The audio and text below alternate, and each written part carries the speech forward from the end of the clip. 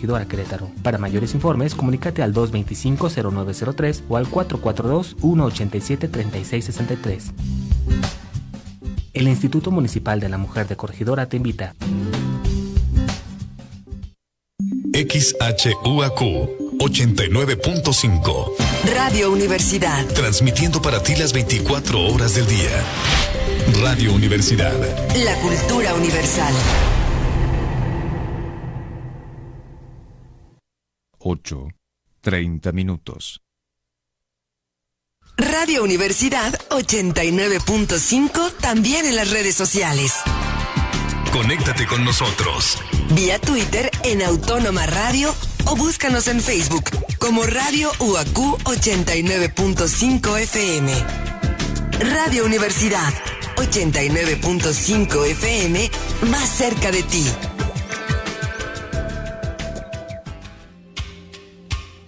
Ecos de la Antigüedad. El aprendizaje del hombre en su recorrido por la historia a través del tiempo. Análisis, reflexiones, leyendas, tradiciones y mitos desde una óptica diferente. Una producción de Raúl Rodríguez Lucio para Radio Universidad.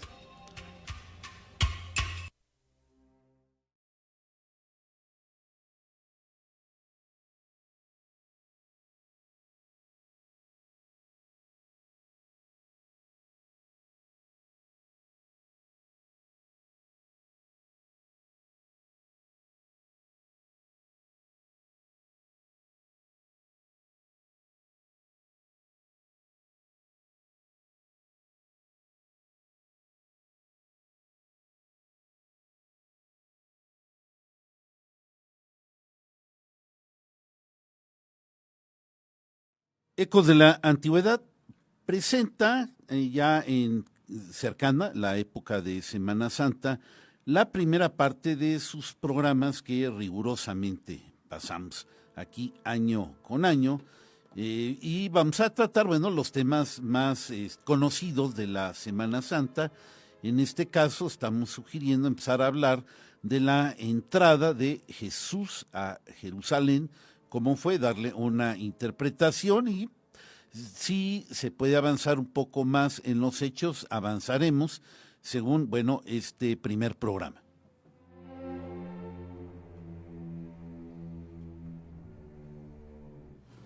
En cabina de controles se encuentra Erika Reyes.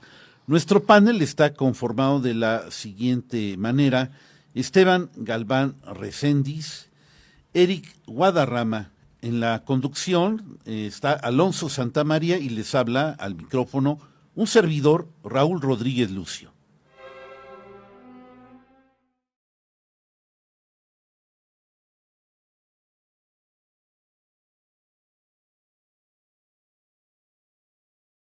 Hola, ¿qué tal? Muy buenos días, ya estamos aquí en Ecos de la Antigüedad, pues ya en las épocas precisamente, pues ya entrando en la Semana Santa, ya hemos pasado algunas semanas de reflexión profunda, la mayoría de los que aprovechamos esta época precisamente para revisarnos, ¿no?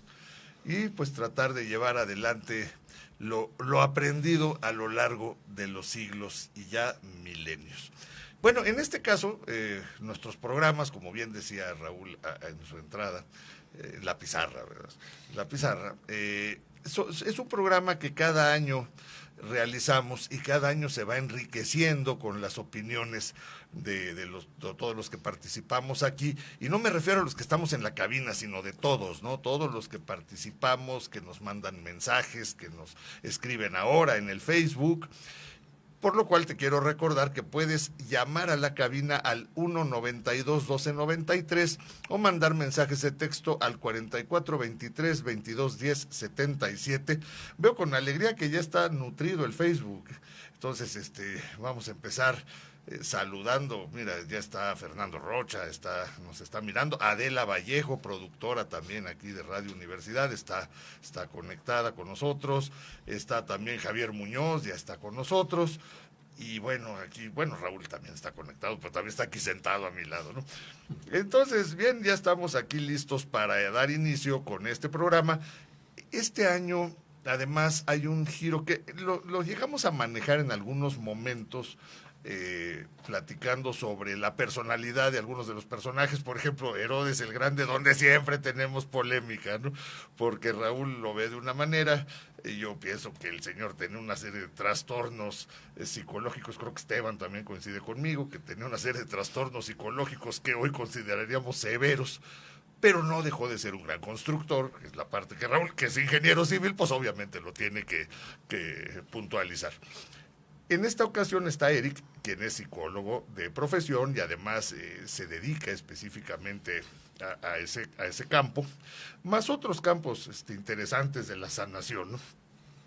Entonces vamos a tener un poco más profundidad en el análisis de los personajes desde la visión del siglo XXI, lo cual se pone interesantísimo porque el siglo I y el XXI pues tienen sus diferencias, ¿no? Y bien, pues vamos entonces a dar inicio al programa, Raúl, pues que nos vayas dando la línea conductora. Además, este es tu tema de fondo. No, pero sí quiero que todos participen, sí, por supuesto, y ser contrastado, porque si no, qué chiste, ¿no? Entonces, sí, estos temas que hacemos año Perdón, con año. Mónica ya también está con nosotros. ¿Qué tal, Mónica? ¿Qué tal, Mónica? Sí, no, Sí, ayer Blanca, estuvo buena la tertulia. tertulia. Sí, antes de iniciar una reseña de la tertulia, no, hombre, estuvo sumamente interesante. Raúl, comenta tú que fuiste el mismísimo, pues yo quería estar más sentado, hoy escuchando, embelesado como Marina y Manuel Valderas, pues nos deleitaron, qué bárbaro. Se llevaron la tarde, fueron unas interpretaciones que verdaderamente me dejaron sorprendido de lo buenos que son y lo profesionales, y tratar de adaptarse a la tema fue algo sensacional. A mí me hicieron sentir muy a gusto, porque me sentí suelto, hablé fluido, me dieron confianza estar con un par de personajes tan buenos para darle un contexto de lo que exactamente creo que debe ser una tertulia, y al parecer eso se logró ayer a plenitud, indiscutiblemente. Entonces, esa actuación de Marina y Manuel Valderas realmente merece todo mi reconocimiento, y bueno, pues esperamos que esto siga así, que esas tertulias de los viernes, donde todos vamos a ir participando poco a poco, sigan siendo todo un éxito. Sí, bueno, de hecho, el próximo viernes vas a continuar con otro de los temas que tienen que ver con Jesús. Ya hablamos, ayer hablaste de la parte del prendimiento, y ahora vamos a hablar del juicio, ¿no? Del juicio. Ese juicio. Mira, también Agustín Sierra. ¿Qué tal, Agus? ¿Cómo estás? Muy buen día. Ya nos acompaña Agustín Sierra, al cual, por cierto, le voy a reiterar de una vez, aquí lo comprometo, que venga al programa a platicar. Vamos a ver en qué fecha lo acomodamos, porque tiene cosas muy interesantes que compartir con nosotros y nos debe enseñarnos un libro. Por supuesto, así claro, es que lo vamos comprometiendo. Y bueno, Raúl, pues vamos a dar inicio con el tema. Bien, ahora sí, ya yendo a lo que nos atañe en esta ocasión, ya muy próximos a la Semana Santa, es el primer hecho donde realmente se acostumbra a iniciarles con el Domingo de Ramos, donde la mayoría vamos, puesto que aunque los que no creamos, tenemos que reconocer que somos cristianos culturales, y eso nadie nos los va a quitar, y entonces vamos con la familia a esa excelente tradición donde se recuerda, pues yo, para mí, desde mi punto de vista, el primer hecho importante ya con resonancia nacional o ambiental que hace Jesús de Nazaret es esa entrada auténticamente triunfal, y probablemente creo que los redactores de los evangelios quedan cortos de lo que realmente pudo ser, puesto que venía acompañada de una multitud, puesto que ya había despertado el interés de todos los nacionales de Judea, que no sabían qué era lo que decía, pero indiscutiblemente el atractivo, el imán, el don de palabra, que sí lo tenía, pues empezaba a arrastrar multitudes. Y después de haber andado No sabemos cuánto tiempo, quizás la tradición habla de 3 años, de estar dando vueltas entre Galilea, la Iturrea, la Traconítide, buscando no tocar ciudades muy importantes, dando su mensaje, que es el proclamar el reino de los cielos. Jesús piensa que es el momento de dar ya un golpe de autoridad a ese mensaje para que detone de gran manera, y esto se tenía que hacer ya con una entrada a Jerusalén.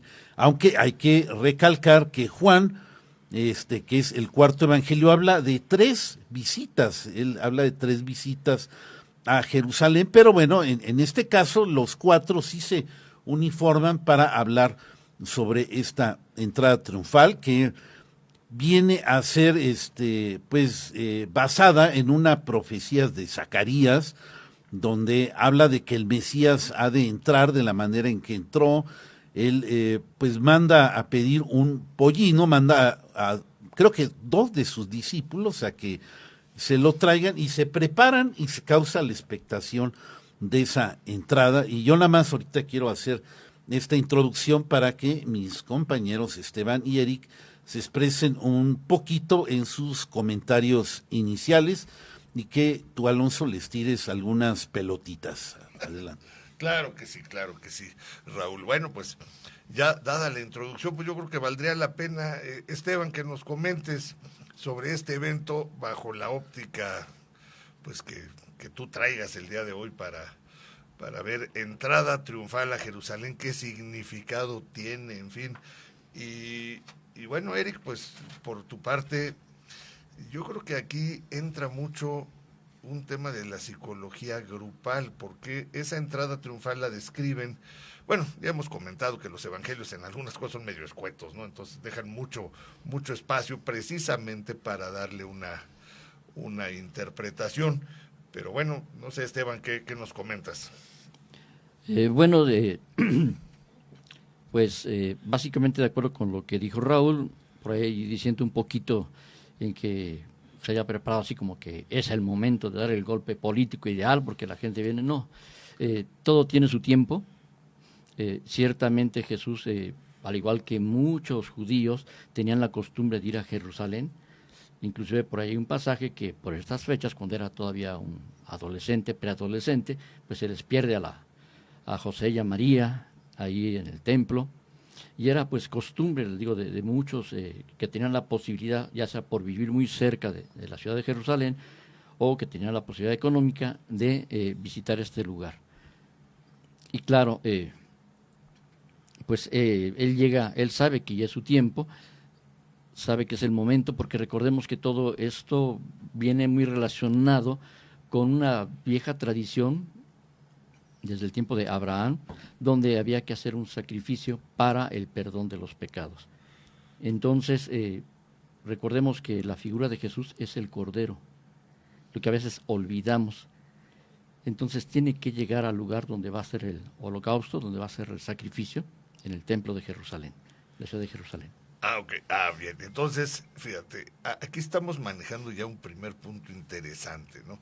Que vale la pena contrastar. Jesús, por un lado podemos decir es la entrada triunfal, porque está anunciando el reino, pero por el otro también se está acercando a su sacrificio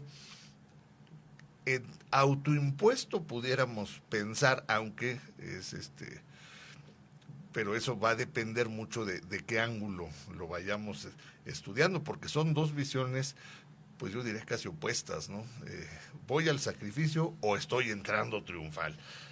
Está interesante. Sí, porque aquí mi pregunta es, ¿qué es un cordero? Bueno, el cordero representa justamente el animal a inmolar en los sacrificios, ¿no? Entonces, si hablamos que Jesús es el cordero, pues precisamente va a eso, a la inmolación.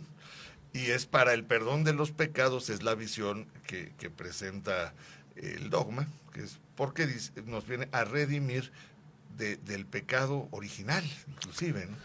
Es la salvación.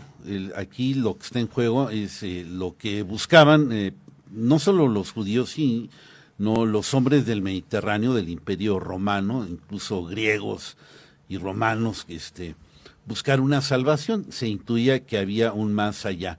Sin embargo, la religión de Israel tenía una visión global. En este aspecto, ellos hablaban de conocer el verdadero Dios. Había un proyecto de que Israel se convirtiera en la redentora de la humanidad para enseñar y mostrar a ese verdadero Dios. Sin embargo, bueno, en el aspecto de la salvación, Jesús representa el Cordero. El Cordero es el animal, uno de los tantos animales que sacrificaban en el templo mayor y todo, pues precisamente para ofrendárselo a Dios. Quizás viene desde los patriarcas cuando Isaac iba a ser sacrificado por su padre Abraham. Desde ahí viene este simbolismo como agrado a Dios, y en este caso lo que dicen los cronistas de los evangelios es que Jesús tiene que morir como un cordero sufriente para inmolarse por la salvación de la humanidad y de Israel, porque a través de él tienen que creer que de ahí proviene la salvación. Entonces, esa es la faceta que se manejan los redactores de los evangelios. Bien, exactamente, esa es una de las visiones.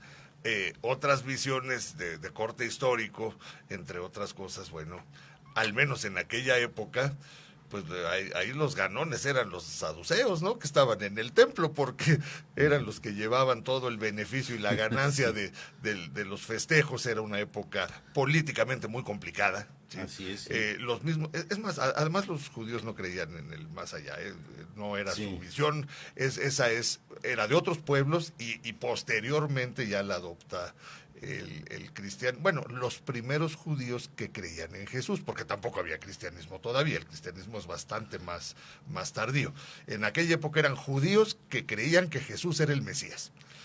Y después Pablo, bueno, ese ya se escapa un poquito a lo del día de hoy, pero es importante que nos vayamos al siglo I y veamos que por un lado tenemos las creencias que efectivamente estás comentando, y por otro lado también tenemos la situación política y económica, que era un abuso terrible a la gente, ¿no? Es decir, esta salvación, pues sí había una salvación celestial, pero ya se querían salvar primero del más terrenal, sobre todo los judíos, quitarse de encima pues a todo mundo, porque cuando no eran los griegos eran los romanos, pero muy poco habían sido pueblo, una nación libre. ¿Cómo ves, Eric? Bueno, pues aquí estoy viendo que entonces esa entrada triunfal, o sea, aquí es donde se junta, es un triunfo que se dé lo que estaban diciendo como es el sacrificio, ¿no?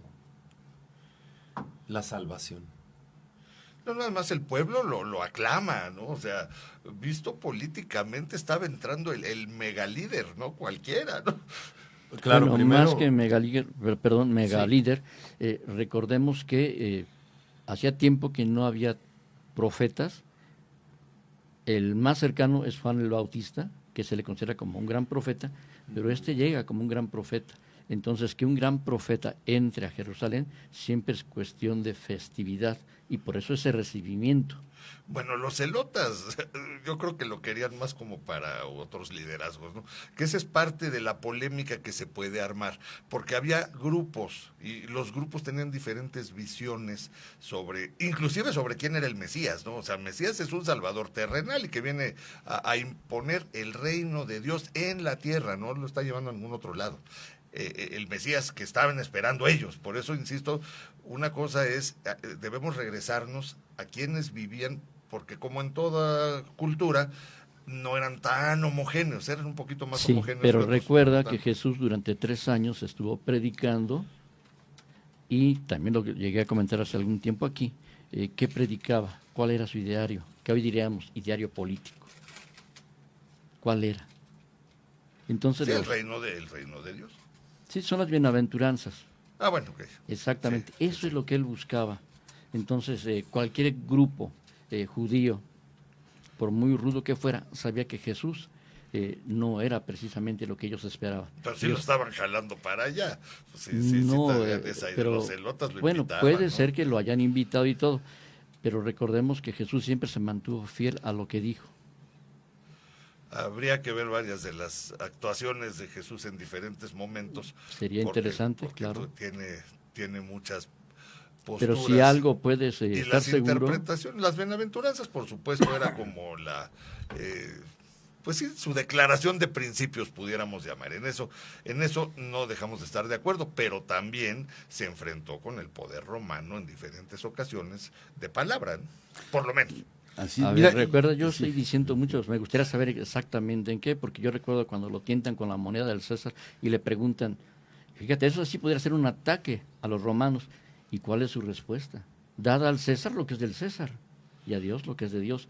Entonces yo ahí no veo incongruencia alguna. Me gustaría saber en qué pasaje realmente bien, lo vamos a comentar para no enfrascarnos ahorita tú y yo en una polémica, porque pues, nos salimos un poco de tema, pero sí, claro, con todo gusto lo vamos a ir comentando conforme vaya avanzando el programa. Todavía tenemos tiempo. ¿Cómo ves si hablamos un poco de esta entrada, lo que dice el evangelista Marcos, que es el primero en redactar, el que está más cercano a la época de Jesús, para pues comentarlo y ver qué elementos tiene? Voy a dar lectura, o ¿quieres leer primero el mensaje?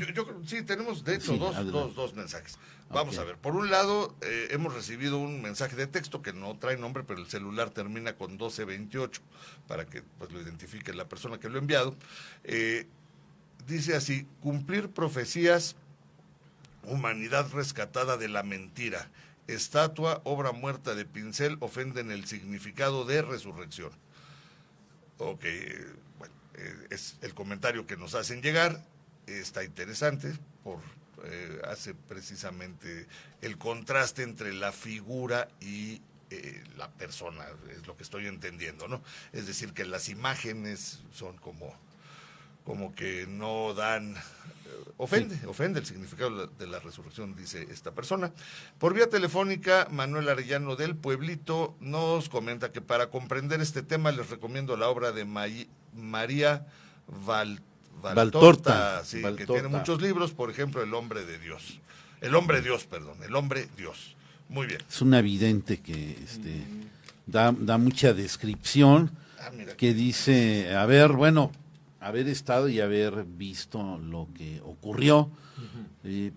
No lo he leído, pero según me han comentado, muy cercano a la descripción de los evangelios, y evidentemente se trata de una persona creyente. Okay. Pero no sé, ¿damos inicio a la lectura o tienes algo más ahí? No, tengo aquí un comentario de Mauro, pues que lo diga Mauro al aire para que que le pasen un micrófono nada más para Mauro, que comente el tema. Tiene aquí ahí escondidos que no se ven. Mencionaron el cordero, el significado de cordero, que representaba cordero. Y cordero aparece en los primeros testimonios de la ley mosaica, donde se utiliza en el antiguo Egipto, cuando el Dios creador se manifiesta en la historia escrita, en la literatura de lo que perseguimos como datos históricos, se hace presente en la literatura del mundo, enfrentando la hechicería, que era el poder máximo que tenía sobre la humanidad, el representativo de Egipto, ya que se dominaba por Luz Bella o el ángel rebelde. El pueblo judío, por una misión o por una profecía, llega a estos suelos, a estas tierras. Cuando se le conoce al Dios creador por medio de José, hay abundancia, y después de que se supera lo de las vacas flacas y el sueño del faraón, resulta que hubo prosperidad y un buen venir, pero después, como siempre sucede, el pueblo judío tiene que ser sometido o es expulsado. Siempre hay una batalla entre lo que es el ángel rebelde habitando entre nosotros y el espíritu del Dios creador también habitando entre nosotros. Por medio de la profecía que se cumple, el Cordero, en el cumplimiento del Cordero, se liberan las escrituras de los templos. Entonces todo ser humano tiene la capacidad de poder juntar dos letras y comprender lo que está escrito. Y se puede comprender también quién no le dedica tiempo a la lectura del gran sacrificio que hizo el Cordero de liberar las escrituras de los templos.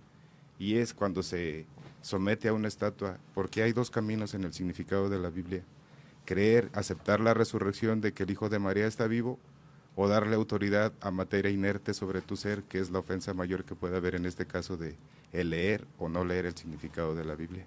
Ok, vale, muchas gracias. Por cierto, para no dedicarle mucho tiempo a la polémica, de una vez tomo lo del César al César y a Dios lo que es de Dios, lejos de parecerme, por eso insisto, interpretaciones, lejos de parecerme un símbolo de como humildad pacifista, a mí me parece es un reto total, ¿no? ¿Por qué? Porque si yo vengo a liberar, que es lo que creían los judíos, al pueblo, casi le estoy diciendo, romanos, váyanse con lo suyo y aquí se queda lo mío, ¿no? Lejos de ser una cosa de humildad, de no confrontación, a mí me parece todo lo contrario, pero bueno, ese es tema obviamente que podríamos polemizar más adelante, ¿no? Bien, vamos a hablar de la primera descripción, rápidamente lectura de lo que dice Marcos. Aquí encontré la reacción de la Reina Valera, no encontré mi famosa versión de Jerusalén, pero dice prácticamente lo mismo. Dice, cuando se acercaban a Jerusalén, junto a Betfagé y Betania, frente al Monte de los Olivos, son dos poblaciones que están cerquita de Jerusalén, Jesús envió a sus discípulos y les dijo, id a la aldea que está enfrente de vosotros, y luego que entréis en ella, hallaréis un pollino atado, en el cual ningún hombre ha montado. Desatadlo y traedlo. Y si alguien os dijere qué hacéis, qué estáis haciendo, decid que el Señor lo necesita, Jesús lo necesita, y que luego lo devolverá. Fueron y hallaron el pollino atado fuera de la puerta, en el recodo del camino, y lo desataron. Y uno de ellos, de los que estaban allí, dijeron, ¿qué hacéis desatando el pollino? Seguramente de los que vivían allí en la casa. Ellos entonces le dijeron como Jesús había mandado, y los dejaron. Y trajeron al pollino a Jesús y echaron sobre él sus mantos, y se sentó sobre él. También muchos tendían sus mantos por el camino. Ya intuimos que Jesús va en camino a Jerusalén, y otros cortaban ramas de los árboles, por eso es domingo de Ramos o de Palmas, y los tendían en su camino. Y los que iban adelante y los que venían detrás daban voces diciendo, Hosana, bendito el que viene en el nombre del Señor, bendito el reino de nuestro padre David, que viene, Hosana en las alturas. Y entró Jesús en Jerusalén y en el templo, y habiendo mirado alrededor de todas las cosas, como ya anochecía, se fue a Betania con los 12. Entonces, hasta aquí, digamos que son 11 versículos del capítulo 11 de Marcos, que para mí, es la más valiosa, porque Lucas y Mateo se sirven normalmente de Marcos, fue el primer redactor, claro. Entonces, para no estar viendo todas las versiones, yo creo que con esta descripción es suficiente para saber más o menos tener en línea los hechos que se estaban dando aquí, donde, quiero resaltar que aparentemente estaba resaltado, hay muchos detalles aquí de cómo fue que se preparó, de cómo escogieron al animalito, en dónde estaba, en una de esas poblaciones cercanas a Jerusalén, y ya estaba decidido cómo iba a entrar, y que sí está basado, hay que buscar a ver si ahorita en el medio tiempo de dónde viene, de Zacarías, cómo hay un Mesías que entra de manera mesiánica, montado en un pollino semejante, y aquí se estaba tratando de asemejar esa situación. Hay dos preguntas, una es mía y la otra es de mi amigo Mauricio Frutos. ¿Qué tal, Mau? Qué bueno que nos acompañas.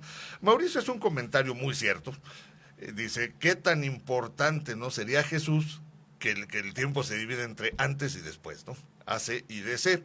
Y su pregunta viene, ¿cómo contaban los años antes precisamente de que existiera el ACDC? Es decir, a partir de cuándo partía el conteo. Supongo que cada cultura tenía el suyo, ¿no? Los judíos de una manera, los romanos de otra, pero ahorita es pregunta. Y la otra pregunta, para ustedes que son los que realmente, Esteban y Raúl, los que realmente han estudiado más a fondo todo esto, era época de tabernáculos con respecto a las palmas, pues tendrían que ver, porque o simplemente cortaron las palmas para que pasara el Mesías, ¿no?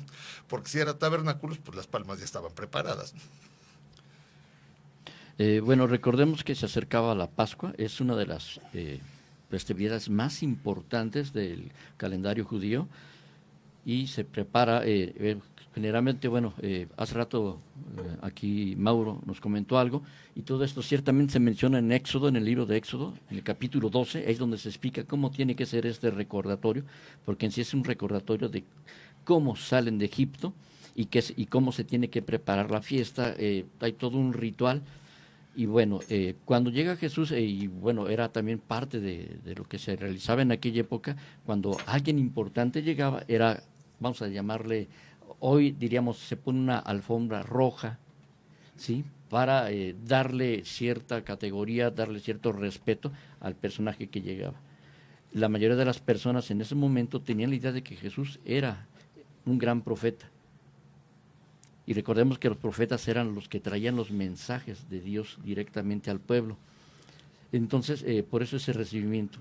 Ok, bueno, de ahí me surge otra pregunta también para ti al regreso, porque ya vamos casi al corte. Tú dices, lo veían como un gran profeta. Tenemos la percepción, muchos, creo bastante generalizada, de que lo veían como el Mesías, es decir, los que sí creían en él, lo veían como ese Mesías libertador del pueblo, que no son cosas iguales. Entonces valdría la pena comentarlo. Y no sé, Raúl, si quieres responder el tema de cómo contaban los años, pues vamos a... Sí, rápidamente. Antes de irnos a corte. Sí, de acuerdo a la fundación de Roma, 747 o 57 antes de Cristo, con la fundación de Rómulo y Remo, y en ese tiempo, pues échenle 747 más 30, 700, estaban en el año 777 de la fundación, según la fundación de Roma. Los judíos creo que contaban diferente a partir de la creación, y no tengo idea, pero hay una contabilidad que estaban como por el año 2500 o un poquito más cercano al 3000 porque andan en el 5000 sí, y tantos. Exactamente, okay. Cerca del 3000 más o menos, según ellos contabilizaban su tiempo. Perfecto. A partir de la creación. Bien, pues ahora sí nos vamos al corte. Esto está muy, muy padre y regresamos ¿Vas a poner música, verdad, Raúl? Sí, vamos a poner aquí un poquito del canon, espero que es inofensivo. Y ya estás histérica, entonces no como medio tía. Bueno, primero la rúbrica y ahorita ponemos el canon. XHUAQ 89.5 FM Radio Universidad. Transmitiendo para ti las 24 horas del día. Estudios y oficinas. Centro Universitario Cerro de las Campanas. Planta transmisora. Campus Exaeropuerto de la Universidad Autónoma de Querétaro. Carretera Yechimequilla sin número, Ejido Bolaños. Radio Universidad. Integrante del sistema de radio, televisión y cinematografía de la Universidad Autónoma de Querétaro. Radio Universidad. 89.5 FM. La cultura universal. Radio Universidad.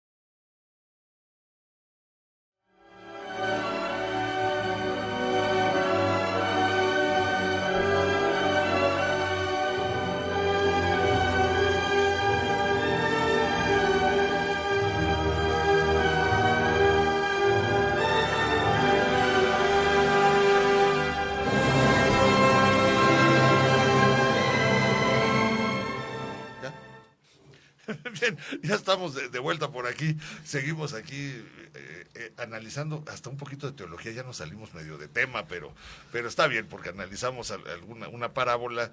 Es decir, traemos la visión de qué era lo que esperaban los judíos, porque es lo que sí viene a cuento, ¿no? Con lo que estamos hablando, qué era lo que ellos estaban esperando, ¿no? Entonces, dejé por ahí una pregunta para Esteban para que nos haga favor de comentar. Antes hay un comentario de José Antonio Mendoza Pesquera que dice que el calendario judío, él cree que comenzaba desde el éxodo de los judíos.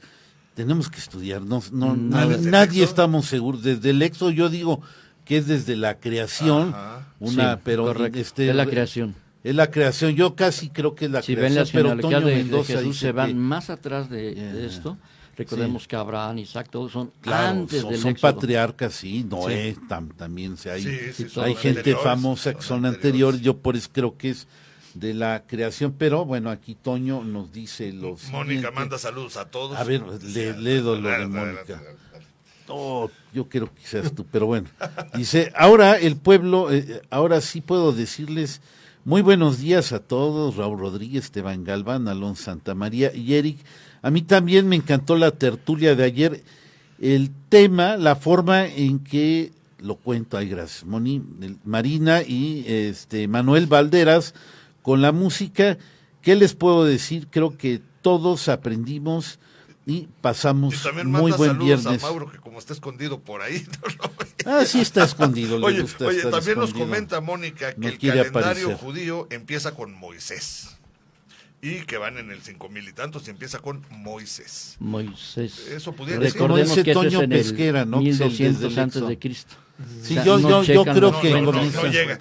Yo creo que es la creación. La creación. Sí, bueno, entonces vamos a llegar al consenso de que a partir de la creación y luego nos ponemos a estudiar. Bien, entonces, claro. Esteban, el concepto del profeta versus el Mesías, según el pensamiento de los judíos de la época. Sí, recordemos que el pueblo judío en este momento está muy deseoso de muchas cosas, están bajo el dominio romano y recuerdan históricamente tiempos anteriores, cuando los patriarcas, cuando los líderes, por ejemplo Moisés, José, todo esto, termina su periodo, ellos piden que haya otro tipo de gobierno. Y uno de esos gobiernos son los profetas. Son los que dirigen, exactamente. Casi equivalente. Entonces, por eso la importancia y los profetas tenían mucha autoridad porque llegaban con los reyes, llegaban con las cabezas, y los podían regañar y les podían hacer... Entonces era un gobierno lo que estaban esperando. Bien. Exactamente, hay una parte de eso. Hay otros que sí esperaban esa redención y hay otros que sí creían en un líder militar que los iba a poner a la altura de como los dejó David y Salomón. Correcto, entonces, sí, claro, había muchas, había varias esa visiones. Parece buena respuesta, ¿no? Más balanceada, así que... Claro. O sea, había ideas diversas. Sí, como en toda cultura y en toda sociedad, ¿no? Excelente. Eric. Bueno, pues aquí quiero comentarles en primer lugar, cuando hablaban de esta fidelidad, siempre fue fiel. La fidelidad es en el ahora, siempre, es en este momento, porque casi siempre se compara de lo que dijo antes, lo que dijo después, o no es congruente lo que hizo a lo que hace hoy. Y ya ven que, por ejemplo, Mauro, que nos compartía hace rato lo que él le pasó y ese cambio que tuvo, bueno, él fue fiel en su momento a lo que creyó en ese momento y luego vino algo que transformó. Entonces yo creo que también estamos hablando aquí de que Jesús tuvo una transformación porque él también iba aprendiendo. Y en ese aprender hay una fidelidad, es decir, soy fiel a lo que estoy aprendiendo y a lo que me estoy transformando momento a momento. Y esta solo funciona en el ahora, ¿sí? Entonces, no es válido que comparemos lo que dijo antes a lo que dijo después y que digamos que es incongruente porque antes decía una cosa y después dijo otra. Es en el ahora.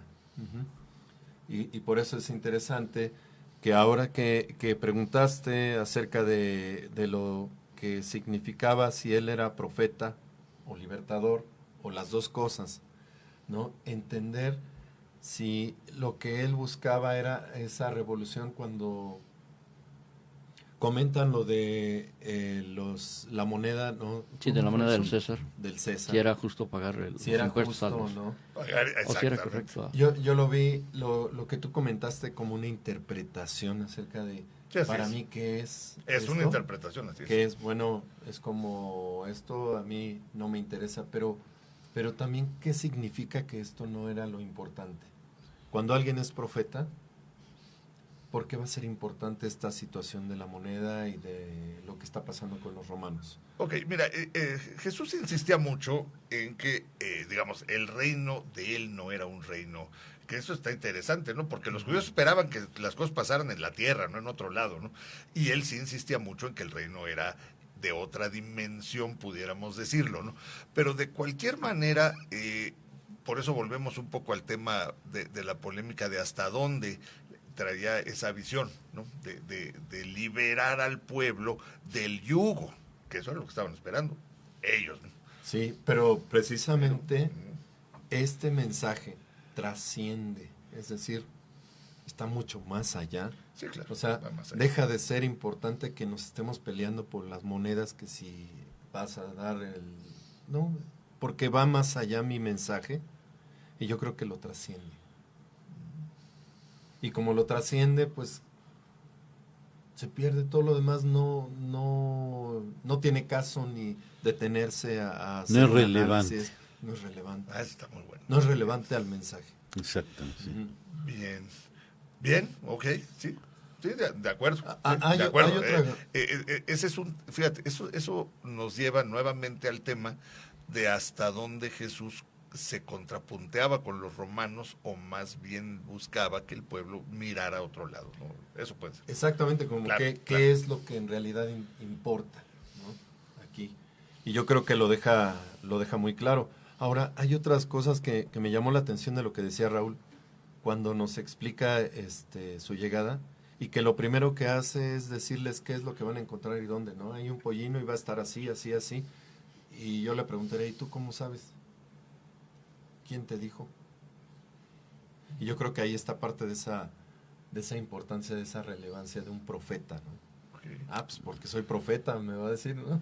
Sí, que ahí la otra pudiera ser es que ya lo tenían planeado, ¿no? Mundana, había una planeación previa. Pues. Sí, totalmente, porque bueno, ahí mismo, alimentándonos de lo que cuentan los evangelios, Jesús nunca se quedaba en Jerusalén, siempre ya que estaba terminando la jornada, iba a Betfagé o Betania, que son dos pueblitos, así como Belén, que son como satélites de Jerusalén, a descansar.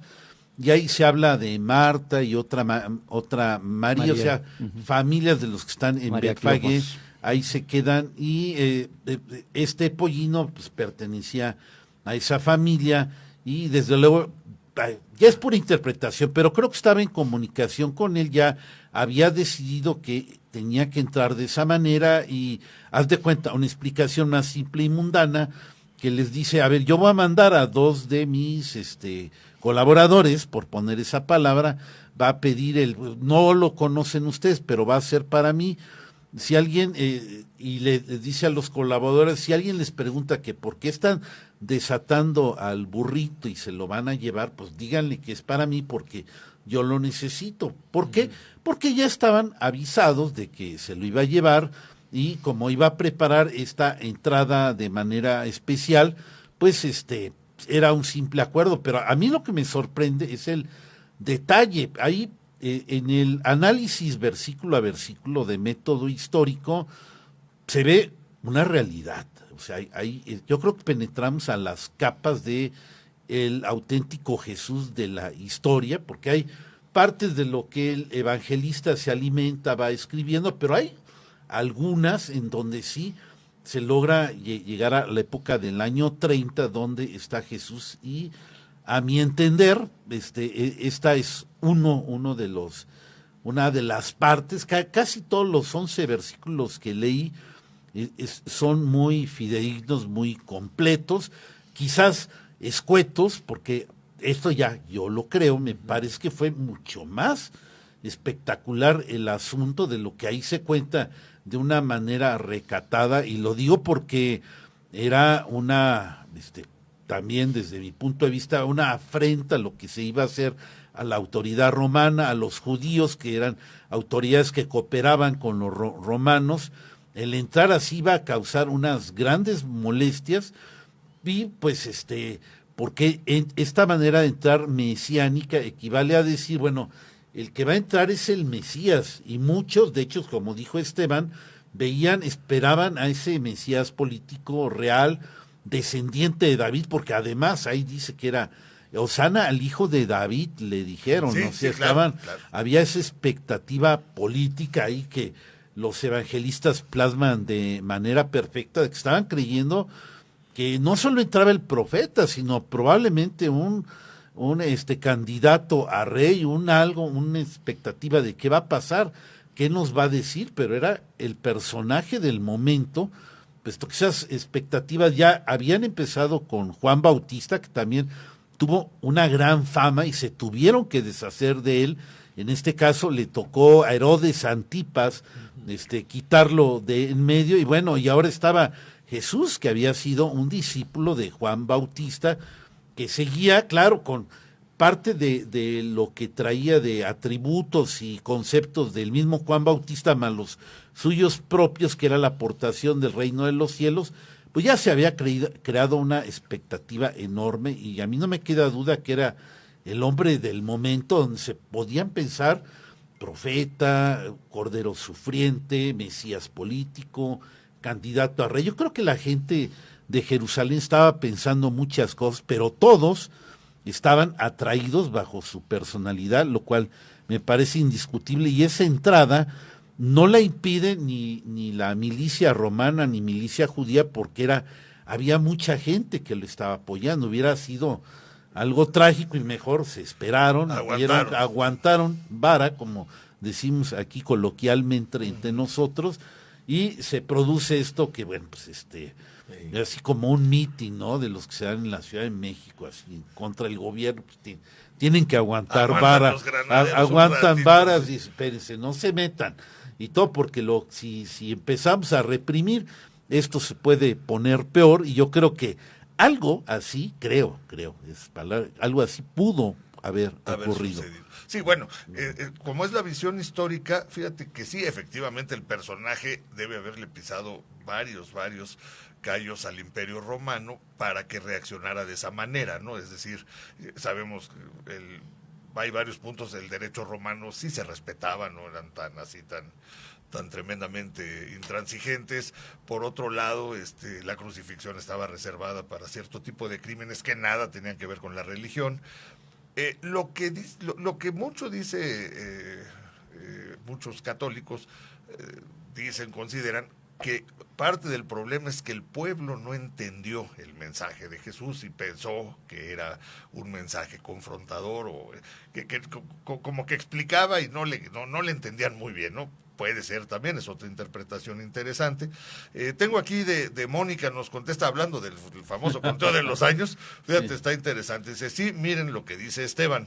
El calendario hebreo comienza con la génesis del mundo, que aconteció, según la tradición judía, el domingo 7 de octubre del año 3760 a.C. Fíjate, domingo 7 de octubre. ¿Ok? De esta manera, el año gregoriano de 2018 equivale al hebreo de 5778, que comenzó al atardecer del 25 de septiembre de 2017 y finalizó el 13 de septiembre de 2018. Muchas gracias, Mónica, esto es muy esclarecedor. Una gran aportación, de lo que nos hace aquí de lo que estamos discutiendo. Sí, pero fíjate, esa parte está interesante, donde combinamos las dos visiones. La gente lo recibe, pues sí, como un personaje importantísimo, obviamente, esperando el reino en la tierra, ¿no? El reino de los cielos significaba que iba a bajar Yahvé y a mandar ya de una vez, o sea, dejar otra vez establecido, porque además recordemos que Yahvé por lo general era el que echaba la mano para que ganaran las batallas, entonces siempre era con la ayuda de Yahvé, y sí lo estaban esperando. Además, como bien ha comentado Raúl varias veces, desde Juan el Bautista y todo el mundo pensaba que era inminente ya el fin de los tiempos, ¿no? Ya en esa generación esperaban que sucediera. No sé, Eric, ¿qué nos comentarías sobre esto? Bueno, pues la situación interesante es cómo, a mí me llama la atención que también él mismo ya se proclama y se reconoce como tal, porque al tomar esta decisión de entrar triunfalmente, es decir, yo soy. O sea, para mí eso no es cualquier cosa, ¿no? Y sí soy y voy. O sea, y cumple la profecía, además. Sí, además está cumpliendo con la profecía. Eso para mí es muy fuerte, ¿no? Para que cualquier ser humano tenga ese valor, esa fuerza, esa seguridad, esa confianza y decir yo soy. Y todos los actos que se llevaron a cabo y lo que él dice, o sea, no dejan ninguna duda al respecto de que él sabe quién es. Con lo cual, sí, en cierto modo, confronta al poder del Imperio Romano. Claro, ¿no? Eso es un reto directo. Reto, sí. Así es. ¿Qué les parece, para ya ponernos en perspectiva del siguiente programa, antes de que Erika nos baje la Tenemos cortina? 5 minutitos, muy buenos. Bueno, vamos 6. Vamos a hablar también desde la perspectiva de Marcos, que yo insisto que es el primero y con el cual me gusta arrancar mis análisis. Esto que se puede llamar la purificación del templo, como quieran llamarlo, pero es otro acto fuerte de lo que estaba hablando Eric, de que en efecto ya Jesús se comporta con una confianza total de lo que está haciendo, una decisión absoluta, lo interpretes como lo interpretes, esa seguridad era tremenda y en ese momento estaba pabullando tanto a judíos, autoridades judías, romanas, aunque no se explique aquí, pero estoy seguro que estaban viendo qué van a hacer, cómo van a resolver el asunto de esa popularidad creciente a la expectativa o lo que estaba causando en la propia Jerusalén en ese tiempo. Bueno, hay que recordar que confrontaba a un grupo reducido de judíos realmente, que eran los saduceos, y eran los que tenían el billete y el poder. El Sanedrín. Sí, porque el resto del pueblo no creo que estuviera muy de acuerdo. Es decir, enfrentó al sector de judíos que detentaba el poder. A esos es a los que incomodó. Los demás, al contrario, ¿no? ¿Qué más que quisieran que ya les quitaran de encima? Porque estaban amolados. Por un lado, los romanos los tenían subyugados y les quitaban. Y por otro lado, el templo también les quitaban. Muy bien, vamos, versículo 15, estamos que Mateo 21. Dice, pues vinieron pues a Jerusalén, y entrando Jesús en el templo, comenzó a echar fuera a los que vendían y compraban en el templo, y volcó las mesas de los cambistas y las sillas de los que vendían palomas, y no consentía que nadie atravesase el templo llevando utensilio alguno. Y les enseñaba diciendo, no está escrito, mi casa será llamada casa de oración para todas las naciones. Aquí es donde viene esto de Israel como una nación redentora de la humanidad en el conocimiento al Dios. Aquí lo está manifestando Jesús. Correcto. Dice, mas vosotros la habéis hecho una cueva de ladrones. Y luego dice, y le oyeron los escribas y los principales sacerdotes y buscaban cómo matarle. Y todo, bueno, parte de lo que decíamos, porque le tenían miedo, porque cuánto el pueblo estaba admirado por su doctrina. Y al llegar la noche, Jesús salió de la ciudad. Se acababa la jornada y vámonos a Betfagé o Betsania, no sé, porque creo que eran sus dos residencias, y más nunca se quedaba en Jerusalén. Y bueno, sí, que quería poner esto para que sea materia de discusión, porque esto... Como la plataforma para el siguiente programa. Como tiene muchas lecturas, ¿no? Ok. Bueno, antes de que nos den cierre, agradecer a todas las personas que nos acompañaron y también mandar saludos a Joana Morales, que nos está acompañando también desde hace rato, y José Antonio Mendoza Pesquera, ahí te pone un comentario muy simpático. 2 horas, Raúl. Dice, se esperaba al rey de los judíos para, liberar de los romanos. Lo tomaban literal. Bueno, luego lo comentamos. Sí, pues yo creo que sí, en el próximo programa. Mira, se nos distrajo Eric. Muchas gracias a todas las personas que nos han acompañado. No creo que se distraiga. La chica superpoderosa ya mandó la indicación precisa y exacta. Muy buenos días y nos seguimos escuchando.